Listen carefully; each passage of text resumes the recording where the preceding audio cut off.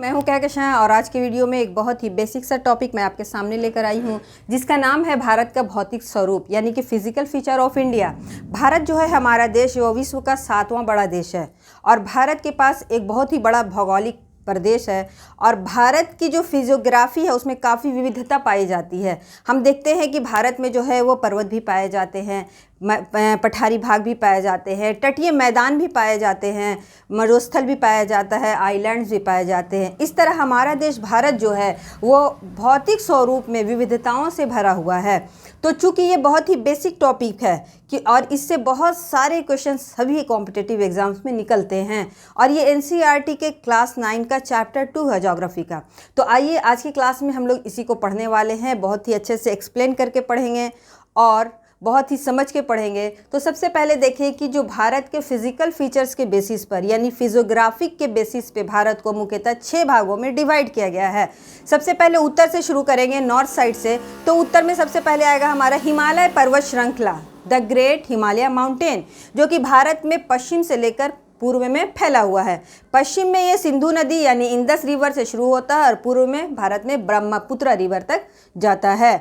पश्चिम में Indus river के पास नंगा पर्वत के पास यहाँ एक तीखा मोड़ है यानी कि हिमालय पर्वत यहाँ मुड़ जाता है और आगे यहाँ अरुणाचल प्रदेश के पास नामचा बारवा के पास भी यहाँ एक तीखा मोड़ है और हिमालय जो है वो दक्षिण की तरफ मुड़ जाता है और पूर्वोत्तर भारत में इन करता है जहाँ इसे पूर्वोत्तर की पहाड़ियों के नाम से भी जाना जाता है।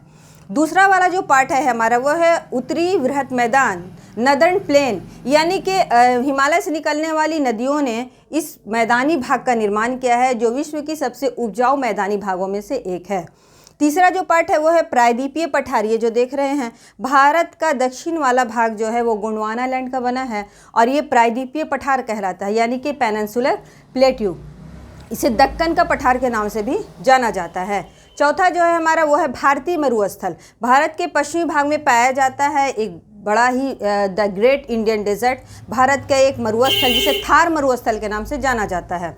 इसके बाद आता है हमारा तटीय मैदान, जो हमारा प्रायद्वीपीय पठार है उसके पश्चिमी और पूर्वी भाग में भारत में 2 मैदान पाए जाते हैं, तटीय मैदान कोस्टल प्लेन, जिन्हें पश्चिमी तटीय मैदान और पूर्वी तटीय मैदान के नाम से जाना जाता है। इन मैदानों को अलग अलग राज्यों में अलग अलग नाम से जानते हैं। इस पर भी मैंने एक शॉर्ट्स बना रखा है, उसका लिंक मैं डिस्क्रिप्शन में डाल दूंगी, आप जाकर देख लेंगे कि कहाँ इसे मालाबार का मैदान, कहाँ इसे कन्नड़ का मैदान, कहाँ इसे कोंकण का तट आदि के नाम से पुकारा जाता है। नेक्स्ट है हमारा द्वीप समूह यानी कि आइलैंड्स। भारत में अरब के सागर में और बंगाल की खाड़ी में 2 द्वीप समूह पाए जाते हैं, इसको भी हम लोग आगे एक्सप्लेन करके पढ़ने वाले हैं। तो चलिए शुरू करते हैं। सबसे पहले हम लोग द ग्रेट हिमालय रेंज से यानी हिमालय पर्वत श्रृंखला से। पहले समझ लें कि जो हिमालय पर्वत श्रृंखला है इसमें हमें 3 चीज़ पढ़ने हैं। सबसे पहले पढ़ेंगे ट्रांस हिमालय, हिमालय के पार की पर्वत श्रेणी। दूसरी बात पढ़ेंगे हिमालय पर्वत श्रृंखला और उसके बाद पढ़ेंगे पूर्वोत्तर की पहाड़ी। ठीक है, चूँकि पूर्वोत्तर की पहाड़ी भी हिमालय का ही अंग है लेकिन इसे पूर्वोत्तर राज्य में भारत के जो 7 सिस्टर स्टेट्स हैं वहीं इसे अलग अलग नाम से जानते हैं। नागालैंड में नागा हिल कहते हैं, मिजोरम में मिजो हिल कहते हैं और चूंकि यहाँ से एग्जाम्स में क्वेश्चंस बहुत बनते हैं इसलिए इसको मैं एक अलग से वीडियो बनाऊंगी, वहीं हम लोग इसे डिटेल में पढ़ेंगे। तो सबसे पहले ये जानते हैं कि ये जो हमारा हिमालय है जिसे हम पढ़ने वाले हैं इसकी उत्पत्ति कैसे हुई है, कैसे ओरिजिन हुआ है इसका। तो देखिए जो सबसे ज़्यादा फेमस इसके बारे में सिद्धांत जो मत दिया गया है वो है कोबर का सिद्धांत। तो इसको समझते हैं। सबसे पहले क्या है कि ये जो पूरी पृथ्वी एक जो है बहुत पहले कैसे थी, एक में था उसका पूरा स्थलीय भाग, लैंड वाला पार्ट, यानी जो ये 7 कॉन्टिनेंट्स हैं हमारे ये सब एक में जुड़े हुए थे और इस भाग को कहते थे हम लोग पैंजिया। ठीक है, और पूरा जो वाटर बॉडी है यानी जल वाला भाग है उसको कहते थे, ये भी एक में जुड़ा हुआ था। ये जो ओशंस है हमारे ये भी एक में जुड़े हुए थे, उसे कहते थे पैंथालसा। तो पैंजिया और पैंथालसा एक जगह थे। तो आगे चल के पैंजिया जो है वो 2 पार्ट में डिवाइड हो गया। ये जो पैंजिया देख रहे हैं ये 2 पार्ट में डिवाइड हो गया। ऊपर वाला पार्ट कहलाया अंगारा लैंड, ऊपर वाला पार्ट कहलाया अंगारा लैंड और नीचे वाला पार्ट जो है वो कहलाया क्या हमारा, ये वाला पार्ट गोंडवाना लैंड। ठीक है, तो हमारा जो भारत है, ये जो हमारा दक्षिण भारत है ये गोंडवाना लैंड का ही हिस्सा है। ठीक है, तो आगे चल के क्या हुआ कि अंगारा लैंड और गोंडवाना लैंड जो है ये 7 महाद्वीपों में बट गए, इनकी ड्रिफ्टिंग हो गई। कॉन्टिनेंटल ड्रिफ्ट थ्योरी से हम इसे समझते हैं, या फिर प्लेट टेक्टोनिक थ्योरी से भी समझ सकते हैं कि किस तरह से ड्रिफ्ट हुई और महाद्वीप और महासागर जो है, जो आज जिस शक्ल में दिख रहे हैं उस शक्ल में बन गए। तो चलिए देखते हैं। तो आगे क्या होता है कि ये जो पार्ट है हमारा गोंडवाना लैंड का पार्ट है, और ऊपर वाला पार्ट जो है, जो यूरेशिया का पार्ट है, वो अंगारा लैंड का पार्ट है। बीच वाला जो भाग है भारत का, जहाँ हिमालय पर्वत है, यहाँ पर पहले स्थित था एक सागर जिसे टेथिस सागर कहते थे, टेथिस सी। तो टेथिस सी जो है ये बीच में था। अंगारा, गोंडवाना लैंड और अंगारा लैंड दोनों एक दूसरे से आगे की तरफ खिसक रहे थे। तो टेथिस सागर में हुआ ये कि गोंडवाना लैंड और अंगारा लैंड से जो नदियाँ निकलती थी, वो अपने साथ जो सेडिमेंट्स यानी कि अवसाद और मलबा लाती थी, वो टेथिस सागर में जमा करती थी। तो धीरे धीरे ये सागर क्या है, भर गया। और ये जो दोनों लैंड यानी कि आप अंगारा लैंड और गोंडवाना लैंड समझे, जब एक दूसरे के नज़दीक आए प्लेट के मूवमेंट की वजह से, तो जो टेथिस सी था उसमें क्या हो गया, मोड़ पड़ गए, ऐसे उसमें मोड़ पड़ गए। तो इस तरह से बना हमारा हिमालय का नवीन मोड़दार पर्वत। इसीलिए इसे न्यू फोल्डेड माउंटेन यानी कि नवीन बलित पर्वत या नवीन मोड़दार पर्वत भी कहा जाता है। और मोड़ पड़ने की वजह से इसमें ऊंची ऊंची पर्वत चोटियाँ जो है वो बनाई। इसीलिए विश्व की सबसे ऊंची चोटी माउंट एवरेस्ट में ही पाई जाती है। तो अब आगे समझते हैं। तो ये जो हम सबसे पहले पढ़ेंगे ट्रांस हिमालय, इसकी उत्पत्ति को समझने के बाद ट्रांस हिमालय क्या है। और दूसरी बात ये कि ये तो कोबर का भूसन्नति सिद्धांत था। अगर प्लेट टेक्टोनिक से समझे तो ऐसे समझेंगे हम लोग कि ऊपर वाला जो प्लेट है, विश्व में जितने महाद्वीप और महासागर हैं वो प्लेट से बने हैं। प्लेट टेक्टोनिक पर भी मैंने वीडियो बनाया है, यहाँ शॉर्ट में समझते चलें कि वो प्लेट से बने हैं। ठीक है, एक प्लेट में महाद्वीप भी होते हैं, महासागर भी होते हैं। कुछ ऐसे प्लेट भी है जिसमें सिर्फ महाद्वीप हैं, कुछ ऐसे प्लेट्स भी हैं जिसमें सिर्फ महासागर भी हैं। तो ये वाला जो प्लेट है साउथ वाला, ये कहलाता है इंडो ऑस्ट्रेलियन प्लेट, और ये है हमारा यूरेशियन प्लेट।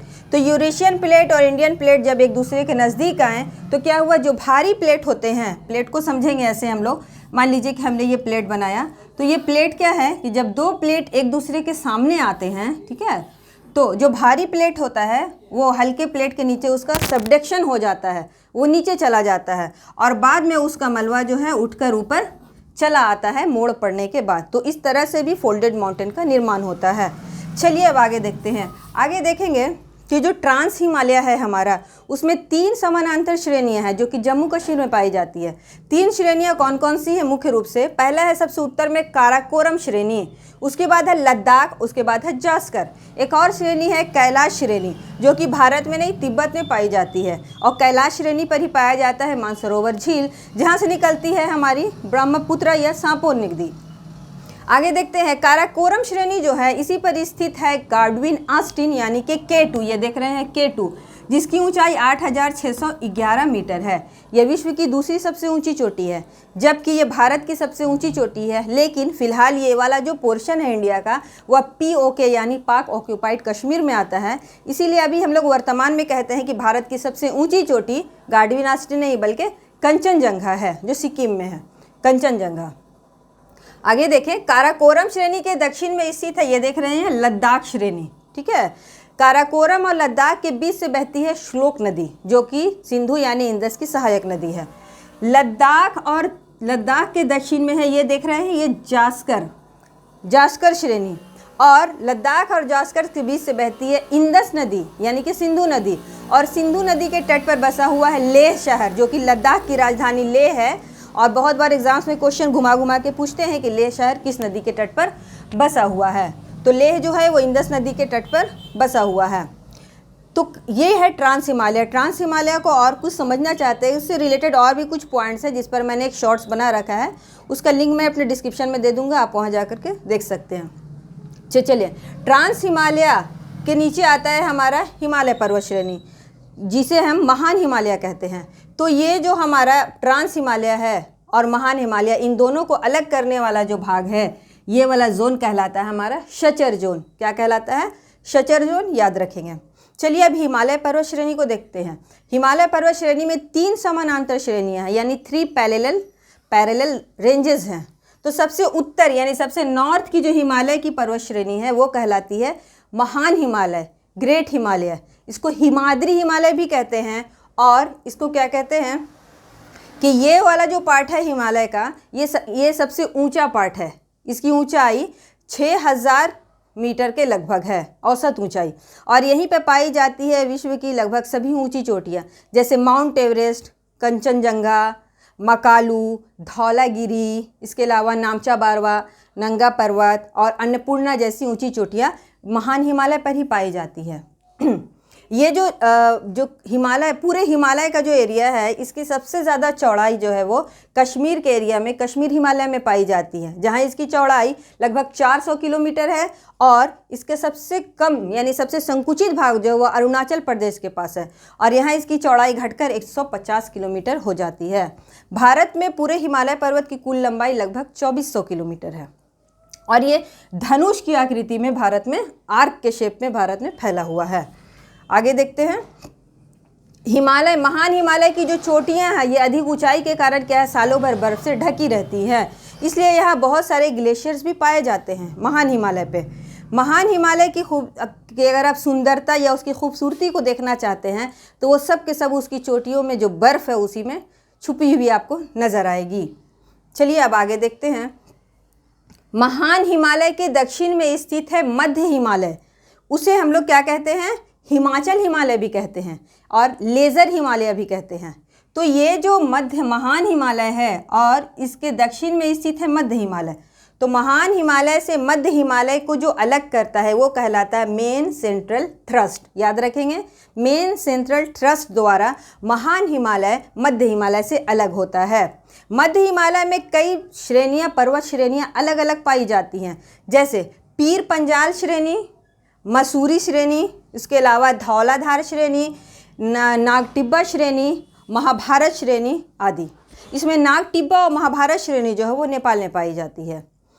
सबसे लंबी जो श्रेणी है मध्य हिमालय की, हिमाचल हिमालय की सबसे लंबी जो पर्वत श्रेणी है वो है पीर पंजाल श्रेणी, और ये भी जम्मू कश्मीर में ही पाई जाती है। इसमें एक पॉइंट समझते हुए चले कि कभी कभी एग्जाम्स में क्वेश्चन ऐसे पूछ देते हैं समझ पे आधारित कि जम्मू कश्मीर राज्य में उत्तर से दक्षिण या फिर दक्षिण से उत्तर पर्वत श्रेणियों के क्रम को मतलब सजाएं या सजाकर लिखें, असेंडिंग या डिसेंडिंग ऑर्डर में। तो सबसे उत्तर में देखें काराकोरम, उसके बाद लद्दाख, उसके बाद जास्कर और उसके बाद पीर पंजाल श्रेणी है। हमेशा इसको याद रखेंगे, काराकोरम, लद्दाख, जास्कर एंड पीर पंजाल श्रेणी। मध्य हिमालय की सबसे लंबी श्रेणी पीर पंजाल श्रेणी है। महान हिमालय, ये वाला जो देख रहे हैं आप, महान हिमालय, ग्रेट हिमालय, और जो मध्य हिमालय है हिमाचल हिमालय, इसके बीच में घाटी पाई जाती है। ये वाला पोर्शन जो है घाटी का है, तो इसमें घाटी पाई जाती है, जिसमें बहुत फेमस है आपकी कश्मीर घाटी, लाहौल स्पीति घाटी, इसके अलावा कुल्लू कांगड़ा घाटी, बहुत आप में से बहुत लोग वहाँ घूमने भी गए होंगे, कुल्लू कांगड़ा घाटी वगैरह। और ये जो घाटी वाला इलाका है यानी कश्मीर घाटी, लाहौल स्पीति और कुल्लू कांगड़ा घाटी, वहाँ पर बहुत ही सॉफ्ट जो है वो घास पाई जाती है, ग्रासलैंड पाए जाते हैं, जिसे अल्पाइन घास कहते हैं। और इस घास के मैदान को, इन घासों को जो है वो जम्मू कश्मीर में बर्ग कहते हैं, ठीक है। और उसी के नाम पर वहाँ मर्ग कहते हैं, उसी के नाम पर जम्मू कश्मीर में गुलमर्ग और सोनमर्ग जगह है। और उत्तराखंड में उस घास के मैदान को बुग्याल कहते हैं या प्यार कहा जाता है। चलिए अब आगे देखते हैं। जो मध्य हिमालय है उसकी औसत ऊंचाई 3700 से 4500 मीटर के बीच है, ठीक है, और इसकी चौड़ाई 80 से 100 किलोमीटर के लगभग है। आगे देखते हैं हम लोग। और ये जो मध्य हिमालय है हमारा, जिसे हिमाचल हिमालय भी कहते हैं, ये भारत का बहुत ही फेमस हिल स्टेशन वाला एरिया है। और मध्य हिमालय में ही आपको शिमला, कुल्लू मनाली, मसूरी और दार्जिलिंग जैसे शहर बसे हुए हैं। नेक्स्ट है हमारा सबसे साउथ वाला भाग इसका हिमालय का, वो कहलाता है हमारा शिवालिक हिमालय, ठीक है, जिसको निम्न हिमालय भी कहते हैं, लोअर हिमालय, बाह्य हिमालय यानी कि आउटर हिमालय भी कहा जाता है। तो ये जो मध्य हिमालय है और ये वाला नीचे वाला जो पार्ट आप देख रहे हैं, ये है बाह्य हिमालय यानी कि शिवालिक हिमालय। तो ये दोनों जो एक दूसरे से अलग होते हैं वो मेन बाउंड्री फॉल्ट के द्वारा, किसके द्वारा, मेन बाउंड्री फॉल्ट के द्वारा ये एक दूसरे से अलग होते हैं। तो ये जो शिवालिक हिमालय है हमारा, इसकी ऊंचाई इन दोनों हिमालय से यानी महान और मध्य हिमालय दोनों से कम है, ठीक है। इसकी ऊंचाई जो है 1900 से 1200 किलोमीटर के लगभग है और ये टूटी हुई श्रृंखलाओं में पाई जाती है। और इसकी चौड़ाई 10 से 50 किलोमीटर के लगभग है, यानी इसकी चौड़ाई भी भारत में काफ़ी कम है, ठीक है। और ये जो दक्षिण वाला सबसे साउथ वाला जो शिवालिक पर्वत श्रेणी है, तो शिवालिक पर्वत श्रेणी को पश्चिम में दून या द्वार कहा जाता है, जैसे देहरादून और हरिद्वार यहीं पे बसे हुए भारत के प्रमुख शहर हैं। आगे देखते हैं हम लोग कि ये जो मध्य हिमालय है और शिवालिक हिमालय है, इसके बीच में भी क्या पाई जाती है, घाटी पाई जाती है, जिसमें से बहुत फेमस हमारी नेपाल की काठमांडू घाटी इसी में पाई जाती है। तो एग्जाम्स में क्वेश्चंस ऐसे भी बनते हैं, पूछ दिया जाता है कश्मीर घाटी किन दो पर्वत श्रेणियों के बीच में पाई जाती है, तो याद रखेंगे कश्मीर घाटी महान हिमालय और मध्य हिमालय के बीच। लेकिन पूछ देगा कि आपका काठमांडू घाटी कहाँ पाया जाता है, तो याद रखेंगे कि मध्य हिमालय और शिवालिक हिमालय के बीच में। चलिए अब आगे देखते हैं। आगे अब हम लोग देखेंगे कि हिमालय पर्वत श्रेणी में बहुत सारी नदियां हिमालय के उत्थान के पहले से बहती हैं, जिसे पूर्ववर्ती नदी कहते हैं, जैसे सिंधु, सतलज और ब्रह्मपुत्र नदी। तो इस नदी ने क्या किया है कि हिमालय को काट छांट दिया है बीच बीच से, और गहरे गहरे जो है वो खड्डे यानी कि गॉर्ज और कैनियन बना दिए हैं। तो इस आधार पर हिमालय जो है वो भी अलग अलग भागों में बंट गया है, जिसे हम लोग लॉन्गिट्यूडनल डिवीज़न कहते हैं हिमालय का, या फिर इसके प्रादेशिक विभाजन भी कहा जाता है। तो सबसे पहले देखेंगे कि वो कौन कौन सा है। तो देखिए, इसको अगर वेस्ट से ईस्ट की तरफ यानी पश्चिम से पूर्व की तरफ बढ़ेंगे तो सबसे पहला है पंजाब या कश्मीर हिमालय, है ना। तो सिंधु और सतलज नदी के बीच में, सिंधु नदी और सतलज नदी के बीच में जो हिमालय का भाग है वो कहलाता है हमारा पंजाब हिमालय। इसे कश्मीर हिमालय भी कहा जाता है, याद रखेंगे, पंजाब या कश्मीर हिमालय। ये 560 किलोमीटर की लंबाई में फैला हुआ है, ठीक है। और ये कश्मीर और हिमाचल प्रदेश राज्य में फैला है, ये वाला पार्ट जो है कश्मीर और हिमाचल प्रदेश राज्य में फैला हुआ है।